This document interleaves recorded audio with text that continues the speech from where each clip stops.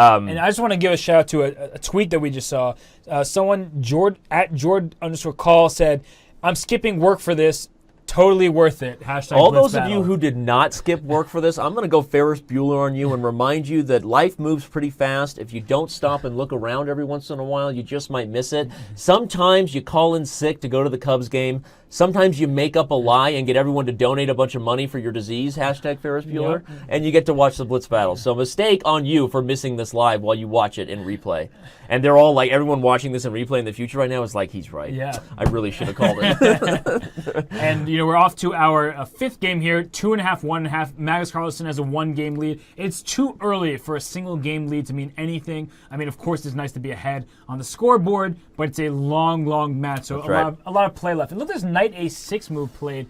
It allowed white to capture on a6 with that bishop, which would have doubled the pawns on the queen side. But it looks like Hikaru likes his bishops more, and he just put, again, there's a little battery action. Usually the battery, and look at Hikaru just looks, he's thinking with his ear.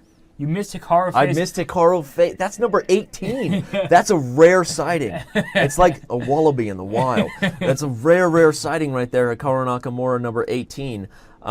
That's an ear tug almost, right? Yeah. It's like let's get the baseball signs going. Your wife is having a baby. No, seriously, that was funny. But one of the things about this structure we highlighted last time was that the c pawn was the big part of the deal as far as what Magnus Carlsen was doing. You remember he supported c5. Here it's a little bit of a different tale, right? White is bringing pieces to the king side, focused on eventually striking in the center with e4 to get big control over the middle of the board. But there's weaknesses potentially on e3. One of the ideas behind c5. If Hikaru took it, all of a sudden we got problems on e3. So the big issue is that Hikaru has to figure out a way to justify the idea in the center without letting black's pieces come to life.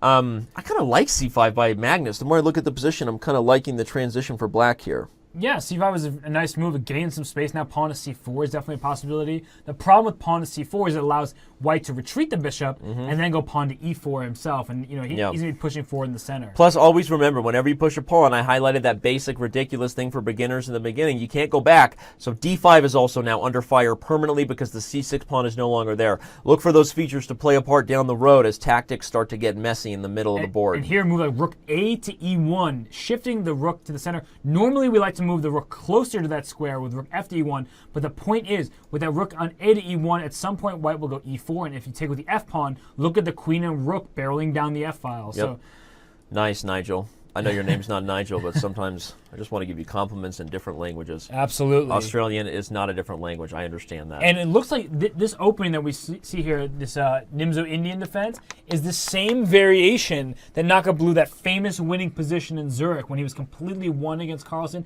In fact, we used that in some of our promotions when he's slapping the pieces off the board. So he probably does not have fond memories of this opening against Magnus, but here I do like his position. b4, very powerful move. A very the nice idea is move. it looks like it gives up a pawn because so many black pieces were attacking b4. Magnus doesn't even want it. He doesn't want it because it would open the a file for that rook on a1. That's exactly right. That would have been a bit of an issue. So instead, Magnus reverts to playing c4. And we, as you talked about, now that pawn can't move backwards, and we're like bishop to c2 and e4. The d5 pawn is under fire. It's strange, right? We saw Magnus win the game as black the last time the two players had this position, although now, I mean, okay, the game is early, but it looks like white is in control. Quick shout out to an awkward and kind of weird treat. Professor Patrick McGee on Twitter, using our hashtag, said he hasn't seen so much pressure on the weak king since the abdication crisis of Edward VIII in 1936. You just went way above everybody's head, buddy, but you got your tweet read on chess.com TV. So That's awesome. The fans are watching. This is fun. He goes to f1, Robert, instead of c2, where maybe it goes this way. You like that idea? I guess it keeps a little bit of an eye on the pawn structure here, but things are weird. I mean, here comes e4 for Hikaru. Look for tactics on the rook and the queen. Magnus wasting no time looking for counterplay on the queen side, though. And yeah, just like that, hashtag guess the move. What's going to happen here? Well, the bishop actually is well placed on f1 because e4 would have allowed d4. Now, for example, if d4 now, the pawn on c4 is hanging. That's right. If the bishop were on b1 or c2, that pawn would have been protected. Now black would have been menacing past pawn. Very good point, partner. Very good point. So I think, look at Hikaru, a little smile. He doesn't want, he's hiding it out, and now he's, we have four-headed Hikaru. We have four-headed Hikaru. Four-headed Hikaru is also something we don't see that often. It's actually a GM Blitz Battle special because it only happens on webcam. But he's leaned in and focused. That's what it means. We have 48 minutes left in the 5-minute portion if you're just joining us, and the tactics are getting wild. We don't even know what to do here because you have to take with a knight on e4, I imagine. For sure. Here comes the rook takes. But the rook takes me a bishop to f5, and now the rook is under attack. You've developed. There's got to be tactics here. I'm guessing the move here. You're guessing the move, and Hikaru's shaking his head saying, why am I just missing an obvious tempo move for black? A tempo move, everybody, is when a lower valued piece attacks a higher valued piece. So a bishop is worth 3, a rook is worth 5. Now, not all tempo moves require you to safely retreat, but for beginners, normally, if you attack a higher valued piece with a lower valued piece, that's sort of setting the tone for the game. You're gaining a tempo and you're forcing your opponent to deal with a threat.